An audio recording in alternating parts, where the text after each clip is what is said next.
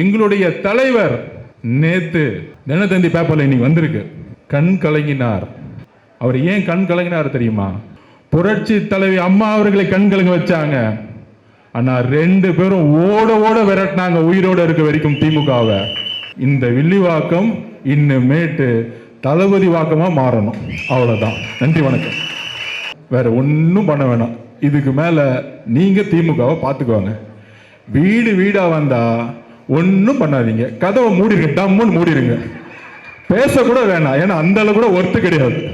அப்படி பக்கத்தில் வரும்போது ஒன்னே ஒன்று பண்ணுங்க, தலைவருடைய ஸ்டிக்கரை மேலே வச்சுட்டு கதவை மூடிட்டு வெளியில இருந்து விசில் அடிங்க. ஏன்னா பேசினா ஏதாச்சும் பண்ணி விட்டுருவாங்க. ரவுடி பசங்க எல்லாம் ரவுடி பசங்க என்ன. அதனால கதவை மூடி டங்க எப்படி மூடுனா அரைஞ்ச மாதிரி மூடணும். அப்படி கதவை டம்முன்னு அடிக்கல, ஓய் ஒரு அரைஞ்ச மாதிரி இருக்கணும். 5 வருஷம் ஏன்டா வரல, 5 வருஷம் ஏன் வரல, 5 வருஷம் ஏன் வரல, 5 வருஷம் ஏன் வரல. இப்போ ஓட்டு கேட்க வரியா? நம்ம சேகர் பாபு அண்ணன் வந்தாலும் சரி, முதலமைச்சரே வந்தாலும் சரி, மரியாதையை கதவை மூடிட்டு ஒரு விசில் அடிச்சோம்னா நம்ம எலெக்ஷன் முடிஞ்சிச்சு. இத்தோட இன்னும் முதலமைச்சர் இன்னும் ஒரு 10 நாளுக்கு தான். அத்தோட இந்த குடும்பத்தோடைய வாரிசு தொல்லைகளும் முடிஞ்சிச்சு. ஜனநாயகன் மூவியோட சர்டிபிகேட் யாருக்கிட்ட இருக்கு? பர்மிஷனு நீங்க சொல்லுங்க. ஒன்றிய அரசு கிட்ட இருக்கு. அந்த டைம்ல ஒரு மூவி ரிலீஸ் ஆச்சு. அந்த படம் பேர் என்ன மறந்துட்டேன். பராசக்தி. அது வந்ததும் தெரியல, போனதும் தெரியல. அந்த அளவுக்கு மக்கள் தூக்கி போட்டாங்க. உதயநிதி அந்த கம்பெனிக்கு ஓனர் கிடையாது, இன்ப நீதி தான் ஓனராம். உங்களுக்கு புரியுதா? போலீஸ் பர்மிஷன் கொடுக்க மாட்டாங்க, ஆனா வீட்டை விட்டு வர மாட்டாருன்னு இவங்களே பிரச்சாரத்தை உருவாக்குறது. மக்கள் இபிஎஸ் அவர்களை மறந்து ரொம்ப நாள் ஆச்சு. இப்ப கூட ஏதோ 10,000 ரூபாய் அனௌன்ஸ் பண்ணாராம்.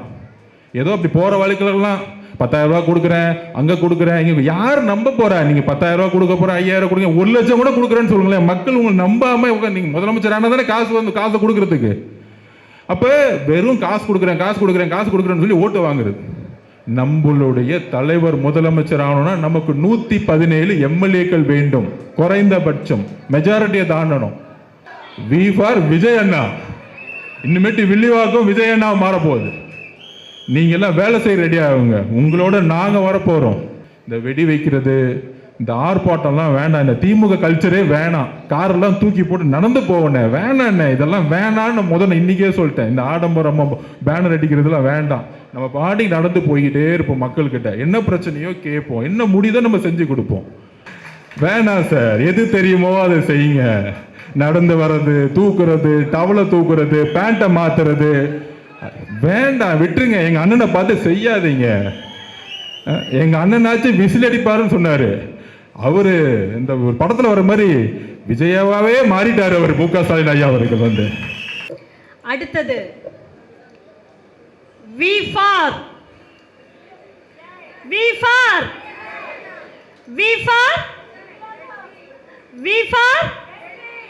இந்த வெற்றி களத்தில் அடுத்து விளையாட வரப்போவது இவர். கூடைப்பந்து விளையாட்டில் மட்டும் வல்லவர் அல்ல, வில்லிவாக்கம் தேர்தல் கள தொகுதியிலும் விளையாட ஐயா உங்களை வீரத்துடன் வரவேற்கிறோம். திரு கரவொலிகள் அதிரட்டும் தேர்தல் மேலாண்மை பொதுச் செயலாளர் திரு ஆதவ் அர்ஜுனா அவர்களை வருக வருக என வரவேற்கிறோம்.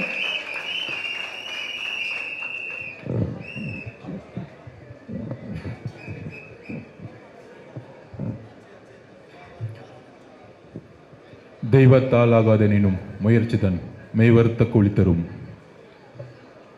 தமிழக வெற்றி கழகத்தின் மாவட்ட செயலாளர், செயல் வீரர், கழக தோழர் அவர்களுக்கு என்னுடைய வணக்கத்தை தெரிவித்து, நம்ம கழகத்தை சார்ந்த திரு பாபுஜி கௌதம் அவர்களே, திரு சினோரா PS அசோக் அவர்களே, திரு ஜெகதீஷ் பாண்டியன் அவர்களே, மாநில செய்தி தொடர்பாளர் திரு அமலன் சாம்ராஜ் அவர்களே, திரு அண்ணன் திரு JCD பிரபாகரன் அவர்களே, அண்ணன் திரு குரசை VS பாபு அவர்களே, சென்னை மத்திய மாவட்ட செயலாளர். இந்த குறுகிய காலகட்டத்தில் ஒரு 2 நாள் தான் ஆச்சு, அதுக்குள்ள ஒட்டுமொத்த வில்லிவாக்கத்துடைய நிர்வாகிகளை ஒருங்கிணைத்து இந்த கூட்டத்தை சிறப்பாக நடத்தி கொண்டிருக்கின்ற நம்மளுடைய மாவட்ட செயலாளர் அண்ணன் பூக்கடை திரு குமார் அண்ணன் அவர்களே, கழக துணை பொதுச் செயலாளர் திரு ராஜ்மோகன் அவர்களே, சகோதரர் இணை பொதுச் செயலாளர் திரு சிடிஆர் நிர்மல்குமார் அவர்களே, கழக நிர்வாக குழு தலைமை ஒருங்கிணைப்பாளர், எங்களுக்கெல்லாம் எப்பொழுதும் அறிவுரை மற்றும் வழிகாட்டியாக இருக்கக்கூடிய அண்ணன் KA செங்கோட்டையன் அவர்களே, கழக பொதுச் செயலாளர் அண்ணன் என்ற உரிமையுடன் எப்பொழுதும் நான் அவர் அழைக்கும் பொழுதெல்லாம் எந்த பணியையும் உடனே முடிவெடுத்து அதை செயல்படுத்தக்கூடிய வல்லமை கொண்ட நம்முடைய பொதுச் செயலாளர் திரு அண்ணன் ஆனந்தன் அவர்களே,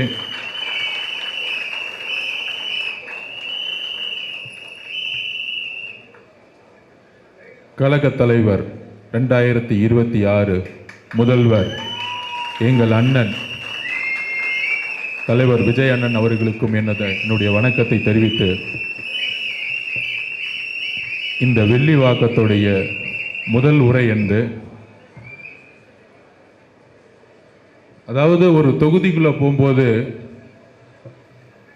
பொதுவா ஹாஸ்பிட்டல் இல்லைன்னு கேட்பாங்க, சரியா மருத்துவமனை இருக்கா அப்படின்னு பார்த்தா இங்க மருத்துவமனை இல்லை. ஒரு கல்லூரி இருக்கா அப்படின்னு பார்த்தா கல்லூரிங்கிறதே இங்க இல்லை. நல்ல அரசு பள்ளி இருக்கான்னு பார்த்தா அதுவும் இல்லை. மழை வரும்போது தண்ணி வருமான்னு கேட்டா இல்லை, சாக்கடையே வந்துகிட்டு இருக்கு. வெள்ளிவாக்கம் கழிவு நீர் வாக்கமாக தான் மாறிட்டு இருக்கு. சரி, இதெல்லாம் பிரச்சனை மக்களுக்கு தெரியும். ஆனால் ஒரு பிரச்சனை இப்போதான் தெரிஞ்சு, 5 வருஷமா இங்க ஒன்று இல்லை. எம்எல்ஏ ஆபீஸே இங்க இல்லையா? இதுல வேற திமுக ஜெயிக்குன்னு சொல்லி சுத்திக்கிட்டு இருக்காங்க. சத்தியமா சொல்றேன். சரி, எம்எல்ஏ ஆபீஸே இல்லைன்னு பார்த்தா கடைசியில் தேர்ந்தெடுக்கப்பட்ட எம்எல்ஏ வெற்றி அண்ணனே இல்லையா? அவர் எங்க போனாருன்னு தெரியலன்னு நாளைக்கு போஸ்ட் அடிச்சு ஓட்டுவாங்கன்னு நினைக்கிறேன். சரி, அவர் தான் பிறப்பால் தேர்ந்தெடுக்கப்பட்ட எம்எல்ஏ. அந்த கட்சியே அப்படிதான். எனக்கு பேராசிரியரையே ரொம்ப பிடிக்கும் சின்ன வயசுல இருந்து. ஸோ அவருடைய பேரன்கிற முறையில் தேர்ந்தெடுத்தாங்க. அவருக்கும் கெட்ட பேர், பேராசிரியருக்கும் கெட்ட பேர், இன்னைக்கு வில்லிவாக்கத்துக்கும் கெட்ட பேர். சரி, கடைசியில் எம்எல்ஏ தான் இல்லைன்னு பார்த்தா திமுகங்கிற கட்சியே இல்லை வில்லிவாக்கத்தில். சரி, எம்எல்ஏ அளவும் இல்லை, எம்எல்ஏவும் இல்லை, திமுக கட்சியும் இல்லை. சரி, ஓகே, திமுக தான் இல்லைன்னு நினச்சிட்டு நம்ம பாபு அண்ணன்ட்ட, ஆனால் இந்த அதிமுகன்னு ஒன்று இருக்குமே, அது எங்கன்னு கேட்டேன். ஆனால் அதை பேக்கேஜ் பண்ணி டெல்லிக்கு போய் ரொம்ப நாள் ஆச்சுண்ணே. எல்லாம் பேக்கேஜாகவே போயிட்டு இருக்கு கட்சியெல்லாம். இப்போ சரி விட்டுருங்கண்ணே, அவங்க டெல்லியிலேயே இருக்கட்டும், நம்ம வில்லிவாக்கத்திலிருந்து மக்களுக்கு சேவை செய்ய ஆரம்பிப்போம். அப்ப திமுகவும் இல்லை அதிமுகவும் இல்லைன்னா இங்க யாரு இருக்கா சொல்லுங்க? டிவிகே.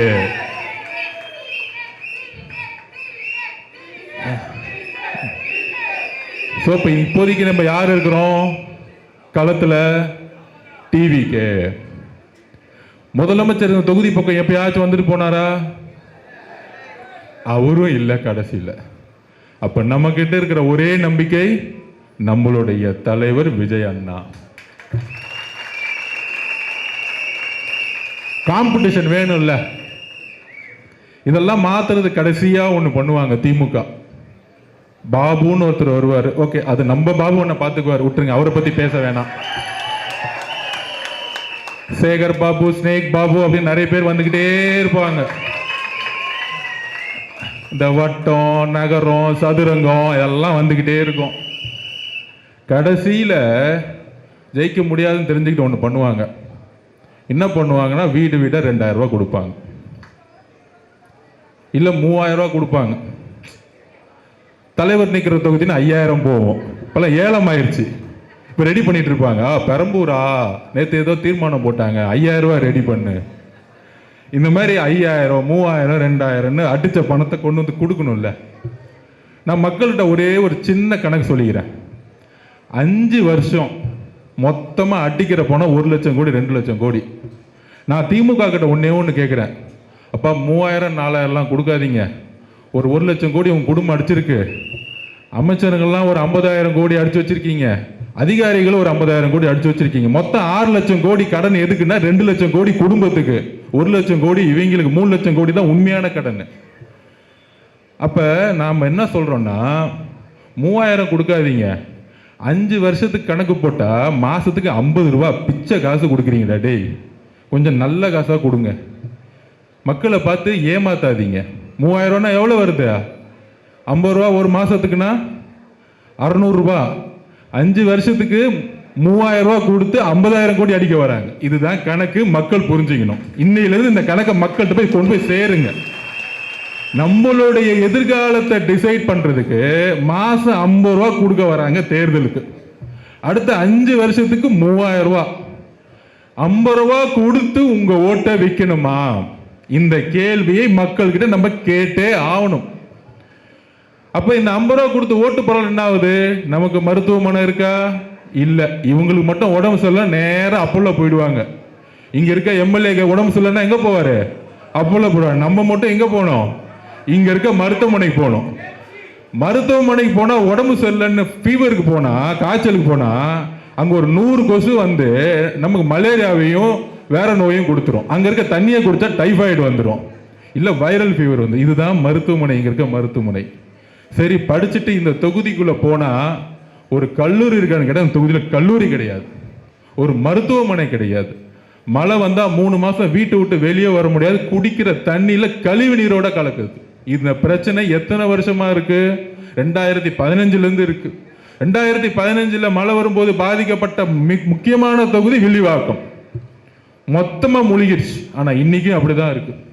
ஆனா கலைஞர் வேட்டி கட்டிட்டு வந்தாரு, ஸ்டாலின் 2000 வேட்டி கட்டிட்டு வந்தாரு. இப்ப எப்படி ஷிஃப்ட் ஆயிட்டாருன்னா கோட் சூட்டு போட்டு வராரு, பையன் கம்ப்யூட்டர் கிட்ட வந்துட்டாரு. இதுதான் அவங்க டெவலப்மெண்ட். ஒரு டெவலப்மெண்ட் ஆகும்ல, குடும்பமா டெவலப் ஆகும்ல. அப்ப வில்லிவாக்கம் இன்னைக்கு எப்படி இருக்குன்னா,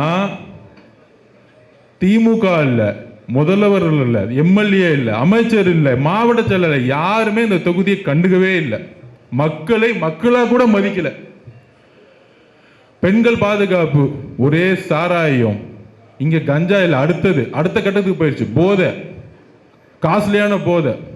அப்ப இங்க இருக்கக்கூடிய இளைஞர்கள் எவ்வளவு பிரச்சனை, தாய்மார்கள் எவ்வளவு பிரச்சனை பண்றாங்க, எவ்வளவு பிரச்சனை டெய்லி அனுபவிச்சுட்டு இருக்காங்க. இவ்வளவு தொகுதி பிரச்சனை இருக்குன்னா நம்ம தேர்தலுக்காக அண்ணன், வெறும் தேர்தலுக்காக அண்ணன் எலெக்ஷனை ஸ்டார்ட் பண்ணல. எதுக்கு தலைவர் முதல் இந்த கட்சியை உருவாக்குனார்? அவர் பார்த்தார், எனக்கு 100 கோடி 200 கோடி 300 கோடி சம்பளத்தெல்லாம் பார்த்துட்டாரு. அவர் இவ்வளோ பெரிய சம்பளம் வாங்கிட்டு தூக்கி போட்டு ஏன் வராரு அப்படின்னா, நான் பார்த்துக்கிட்டே இருக்கேன் 20 வருஷமா, மாற்றம் வருமா? சேரிகளாவே இருக்கு. நான் ரோட்ல போகும்போது நாடாவே இருக்கு. மருத்துவமனை சரியில்லை, ஸ்கூல் சரியில்லை, பெண்கள் பாதுகாப்பு சரியில்லை. அப்ப நான் கட்சியை ஆரம்பிக்கிறேன். இது தேர்தலுக்காக மட்டும் ஆரம்பிச்ச கட்சி கிடையாது. ஒவ்வொரு தொகுதியா பிரச்சனையை அலசி ஆராயுங்க. நேற்று பெரம்பூர் சொல்லும்போது வெறும் தேர்தலுக்காக சொல்லல, அவருடைய உள்ளத்தை தெரிஞ்சுக்குவாங்க. ஒரு சட்டமன்ற உறுப்பினர் ஆகணும்னு நினைக்கும் பொழுது ஒவ்வொரு சட்டமன்ற உறுப்பினர் கால்குலேஷன் பண்ணுவாங்க. இந்த தொகுதியில ஜாதி பலம் இருக்கா, இந்த தொகுதியில மத பலம் இருக்கான்னு. எங்களோட தலைவர் தேர்ந்தெடுத்த தொகுதி வறுமையின் உச்சத்தில் இருக்க தொகுதியாக தான் தேர்ந்தெடுப்பார். அதை மாற்றுவார், அந்த தொகுதியே மாற்றுவார். 50 வருஷமா 60 வருஷமா சேரிகள் இருந்தது, சேரிகளை தூக்கி போட்டு, குடிசைகளை தூக்கி போட்டு, நான் எங்க மருத்துவமனைக்கு போறேனோ இப்ப சொல்றேன், எங்க அண்ணன் ஒரு அரசு மருத்துவமனையில போய் உடம்பு சரியில்லைன்னா பார்க்கக்கூடிய ஒரு மருத்துவமனையை உருவாக்குவார்.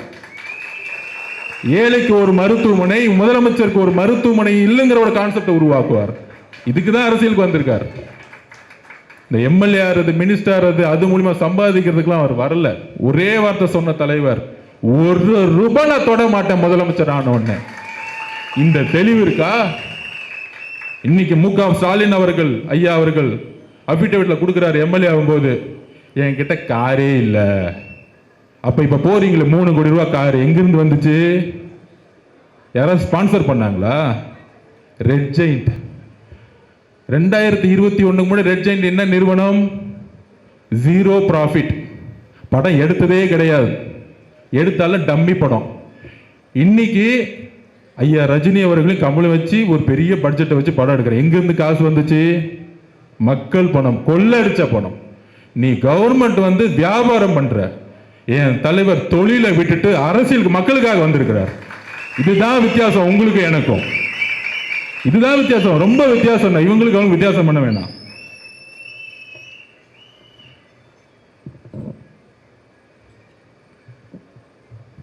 இன்னைக்கு நமக்கெல்லாம் தெரியும் புரட்சி தலைவி அம்மாவோட பிறந்த நாள். அந்த அம்மா இருக்கிற வரைக்கும் 2014 எதிர்த்து நின்னாங்க, லேதியா மோதியா அப்படின்னு. ஒன்றிய அரசு பாஜக இங்க வர முடியல.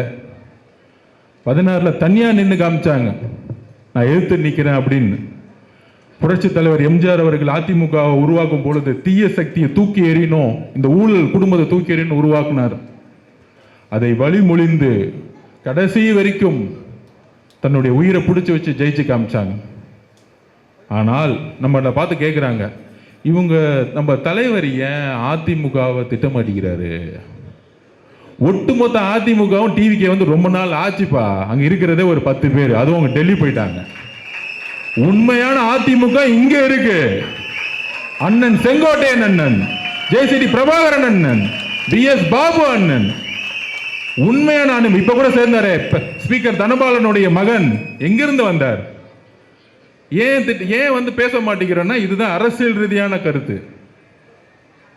திமுகவுடைய தீய சக்தி எதுக்கிறதுக்கு ஒரு வலிமையான தலைவர், நம்ம தலைவர் அதிமுக உணர்ந்ததுனால இங்க வந்து ஷிஃப்ட் ஆகி ரொம்ப நாள் ஆச்சு.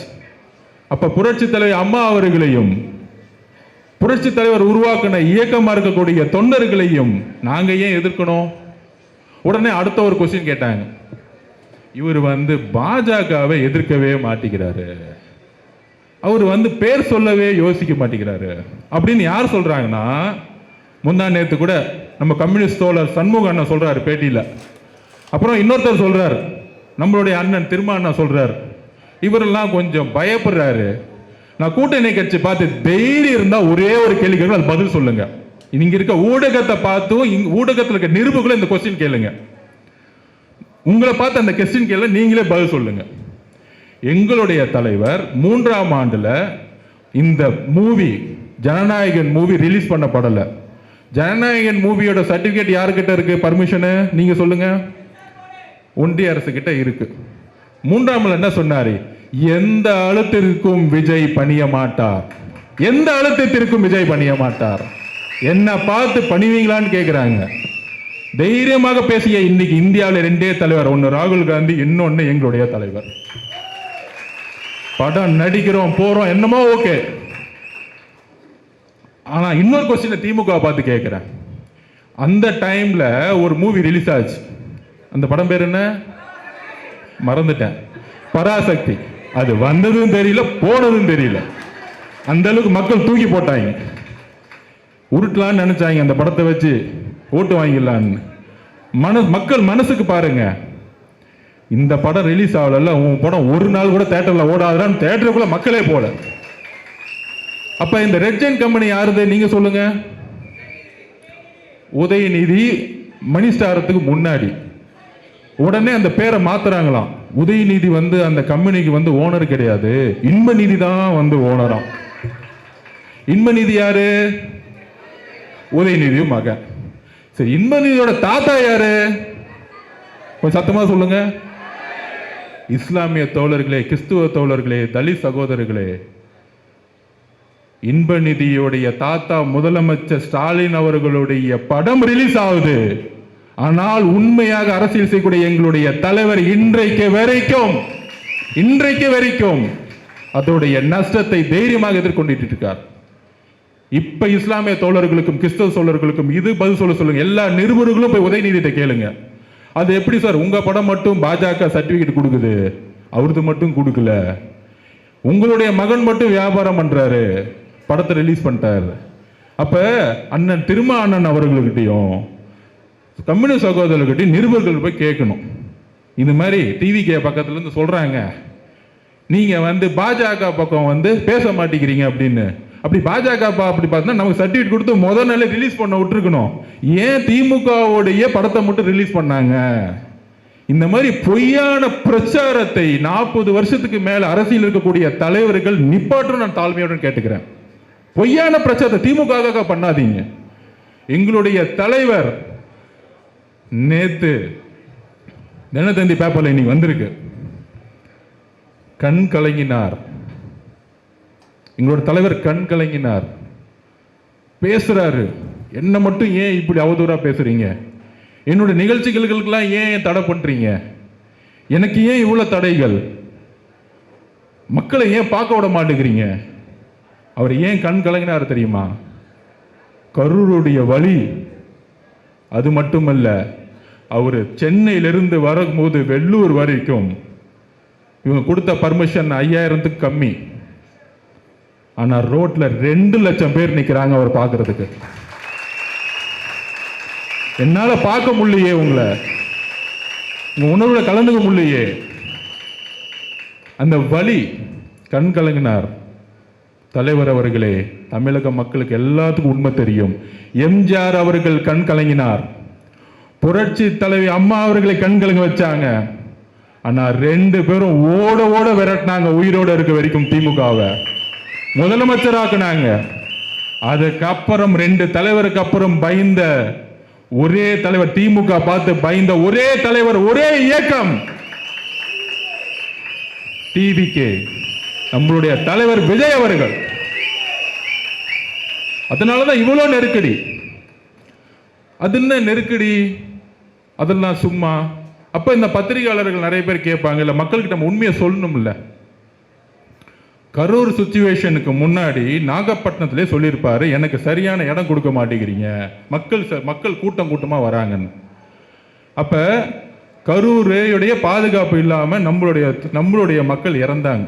மிகப்பெரிய வழி, சட்ட போராட்டம், அதெல்லாம் நடத்திட்டு அவங்களுடைய நோக்கமே என்ன, எப்படி நடிச்சிருக்காங்கன்னு உங்களுக்கு தெரியும், ஆல்ரெடி நமக்கு தெரிஞ்சது தான். நோக்கமே தமிழக வெற்றி கழகத்தை முடக்கிறது, தலைவர் விஜய் அவர்களை முடக்கிறது. அதுக்கு நான் உதாரணமே சொல்லிடுறேன்.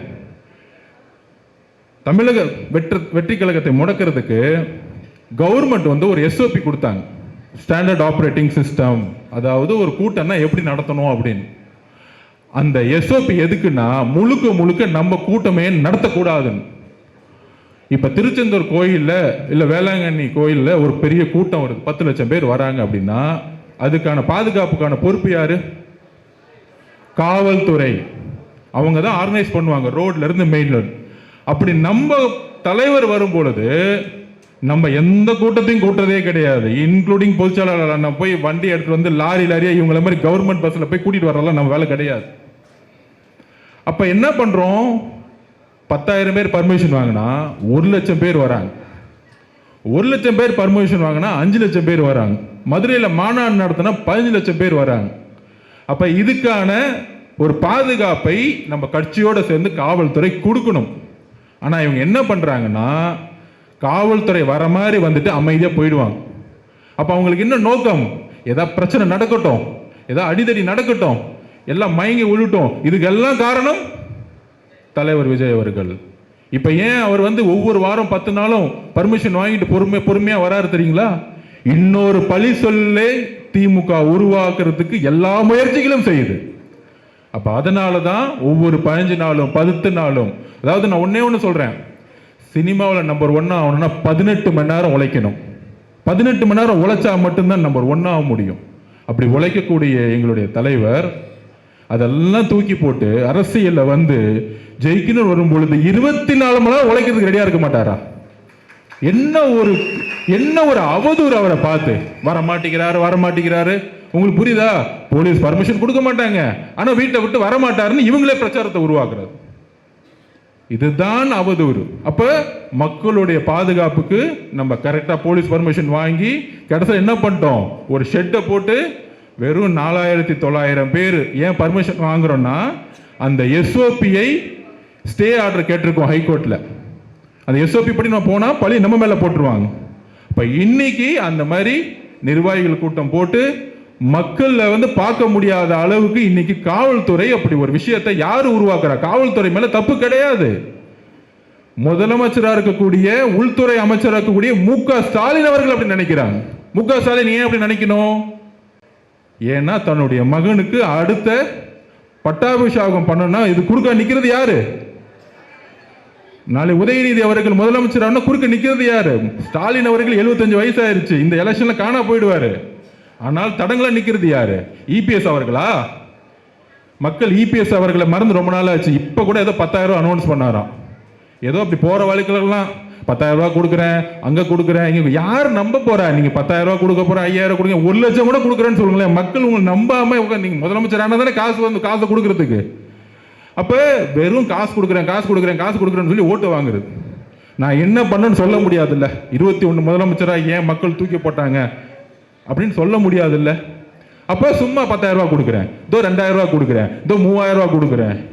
என்ன தமிழக மக்கள் என்ன ஏதோ வந்து காசு கொடுத்தா ஓட்டு போட்டுருவாங்கன்னு இன்னும் தவறான மனப்பான்மை நினைச்சுக்கிட்டு இருக்காங்க. வளர்ச்சி மாற்றத்தை பத்தி யோசிக்க மாட்டேங்கிறாங்க. அப்ப இன்னைக்கு இபிஎஸ் அவர்கள் காணா போயிட்டார், தொண்டர்கள் இங்க வந்துட்டாங்க. அப்ப திமுக இருக்கக்கூடிய ஒரே என்னது? டிவிகே நம்மளுடைய தலைவர் அவதூறு பிரச்சாரம், பெண் மூலியமா அவதூறு பிரச்சாரம், அந்த நிறுவனம் மூலியமா எல்லாத்தையும் அவதூறு பிரச்சாரம்.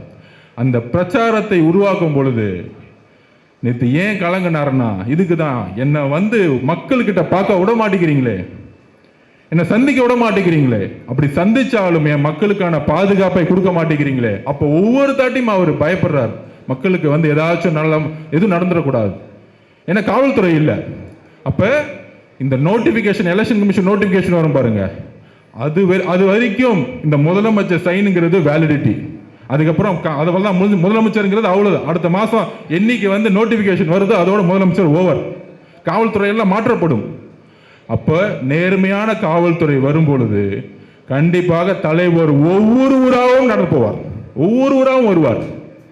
ஏன்னா இந்த காவல்துறை வச்சு நம்ம எதுவுமே செய்ய முடியாது. இந்த முதலமைச்சர் அப்படி ஒரு விஷயத்தை உருவாக்க பாக்குறாங்க. அவரை சுத்தி என்ன சொன்னாலும் மக்கள் எடுபட மாட்டேங்குது. அப்ப யாரோ ஒருத்தருக்கு அந்த கூட்டத்துக்கு வந்து எதாவது ஆச்சுன்னா உடனே பழியை தூக்கி அவர் மேல போடும். அதான் நேற்று கேட்டாரு, நீங்க என்ன வந்து நட்புங்கிறீங்களே, ஏன் மேல பழிய போட்டீங்களே, அதான் உங்க நட்பா? அரசியல் சூழ்ச்சி அது.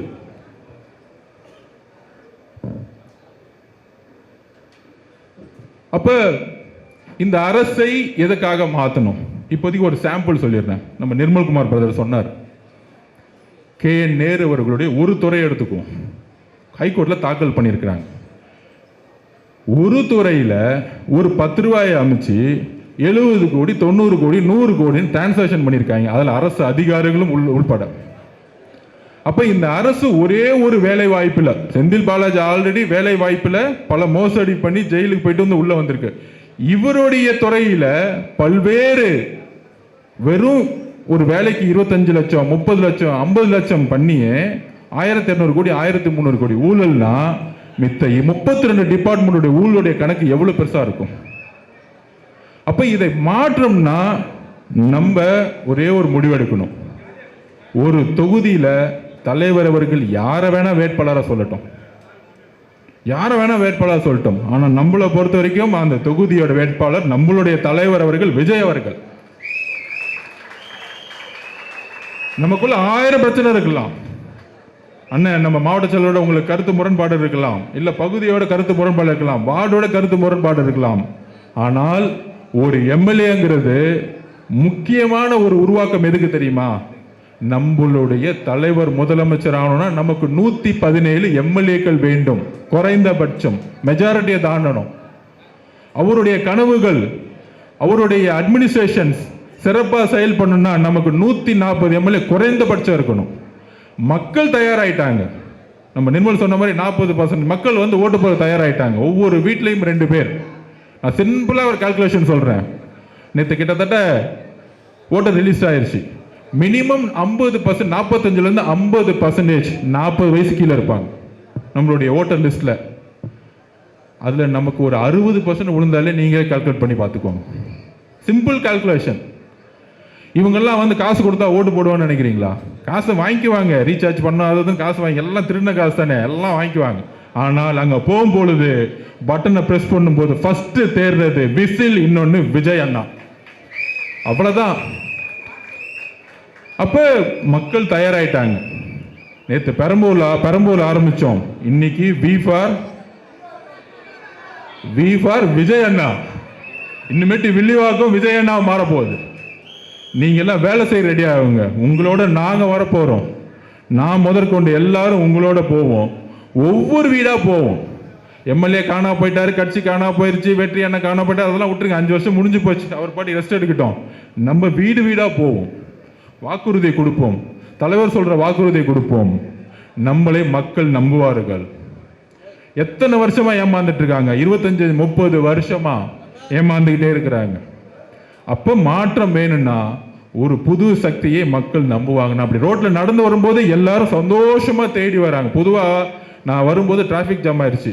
நான் சொன்னேன் அண்ணன்ட்ட, அண்ணே இந்த வெடி வைக்கிறது, இந்த ஆர்ப்பாட்டம்லாம் வேண்டாம், இந்த திமுக கல்ச்சரே வேணாம், காரெல்லாம் தூக்கி போட்டு நடந்து போவேன், வேணாண்ணே, இதெல்லாம் வேணான்னு முதல்ல இன்னைக்கே சொல்லிட்டேன். இந்த ஆடம்பரம் பேனர் அடிக்கிறதுலாம் வேண்டாம், நம்ம பாட்டுக்கு நடந்து போய்கிட்டே இருப்போம். மக்கள்கிட்ட என்ன பிரச்சனையோ கேட்போம், என்ன முடியுதோ நம்ம செஞ்சு கொடுப்போம்.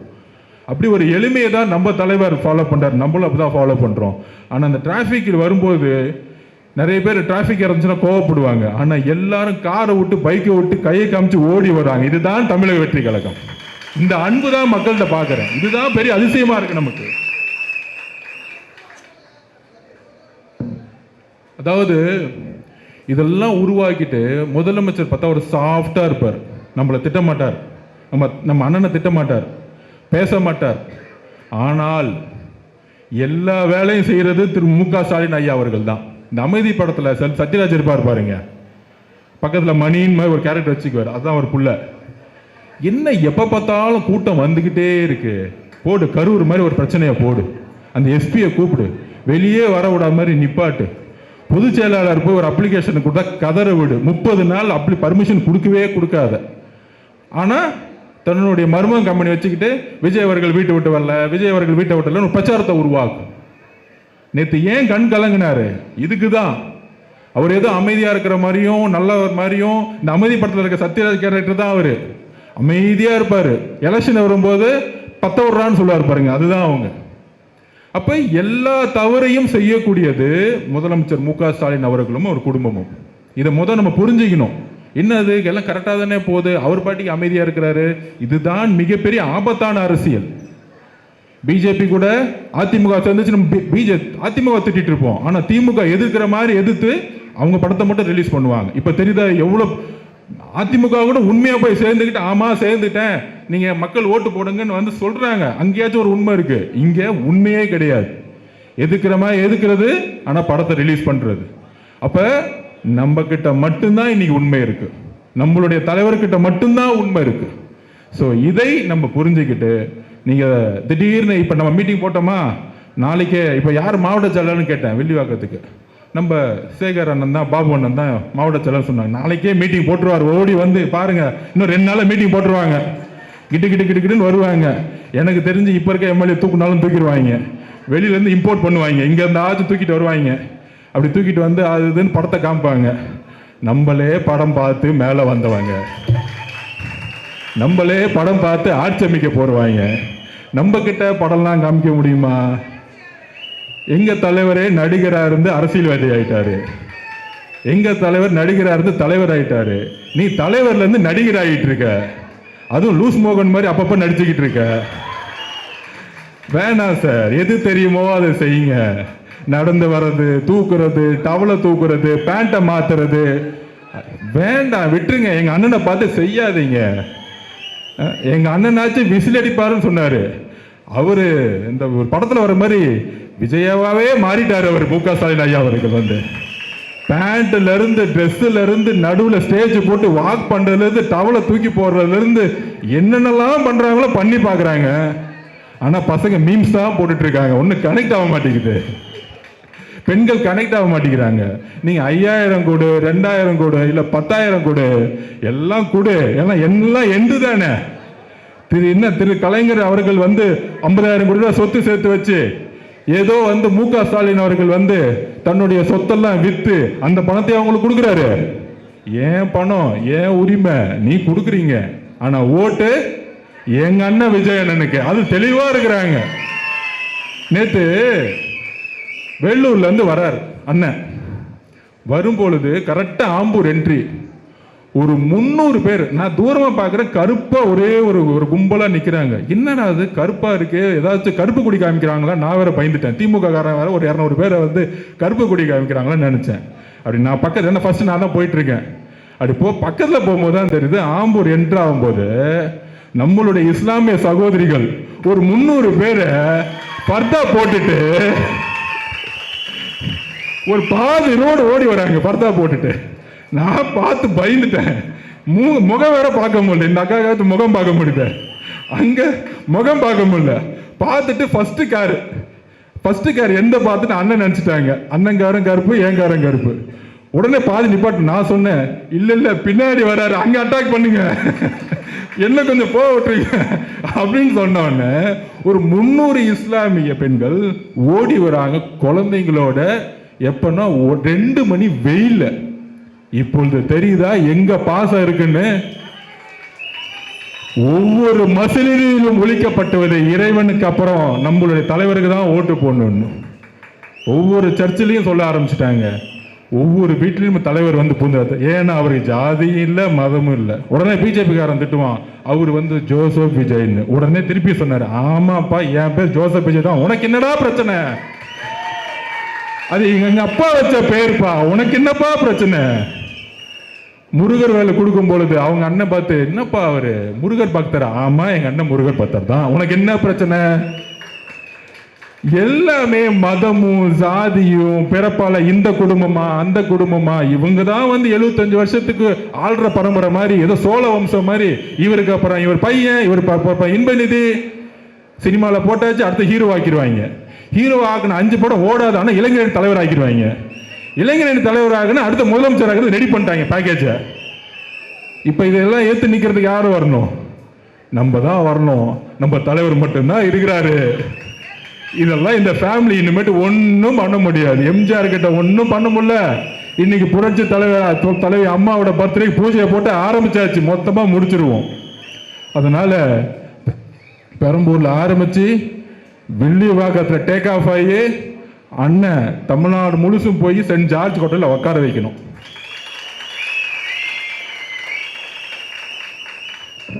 அவ்வளவுதான், வேற ஒன்றும் பண்ண வேணாம். இதுக்கு மேல நீங்க திமுகவை பார்த்துக்குவாங்க. வீடு வீடா வந்தா ஒன்றும் பண்ணாதீங்க, கதவை மூடிருங்க, டம்முன்னு மூடிருங்க, பேசக்கூட வேணாம். ஏன்னா அந்த அளவு கூட ஒர்த்து கிடையாது. அப்படி பக்கத்துல வரும்போது ஒன்னே ஒன்று பண்ணுங்க, தலைவருடைய ஸ்டிக்கரை மேல வச்சுட்டு கதவை மூடிட்டு வெளியில இருந்து விசில் அடிங்க. ஏன்னா பேசினா ஏதாச்சும் பண்ணி விட்டுருவாங்க. ரவுடி பசங்க எல்லாம் ரவுடி பசங்க என்ன. அதனால கதவை மூடி டங்க எப்படி மூடுனா அரைஞ்ச மாதிரி மூடணும். அப்படி கதவை டம்முன்னு அடிக்கல, ஓங்கி ஒரு அரைஞ்ச மாதிரி இருக்கணும். 5 வருஷம் ஏன்டா வரல, 5 வருஷம் ஏன் வரல, 5 வருஷம் ஏன் வரல, 5 வருஷம் ஏன் வரல. இப்போ ஓட்டு கேட்க வரியா? நம்ம சேகர் பாபு அண்ணன் வந்தாலும் சரி, முதலமைச்சரே வந்தாலும் சரி, மரியாதையை கதவை மூடிட்டு ஒரு விசில் அடிச்சோம்னா நம்ம எலெக்ஷன் முடிஞ்சிச்சு. இத்தோட இன்னும் முதலமைச்சர் இன்னும் ஒரு 10 நாளுக்கு தான், அத்தோட இந்த குடும்பத்தோடைய வாரிசு தொல்லைகளும் முடிஞ்சிச்சு. ஸோ ஒரு நல்ல நிர்வாகத்தையும் மாற்றத்தையும் உருவாக்க உங்களோட நாங்கள் வந்துட்டோம். இந்த வில்லிவாக்கம் இன்னுமேட்டு தளபதி வாக்கமாக மாறணும். அவ்வளோதான். நன்றி, வணக்கம்.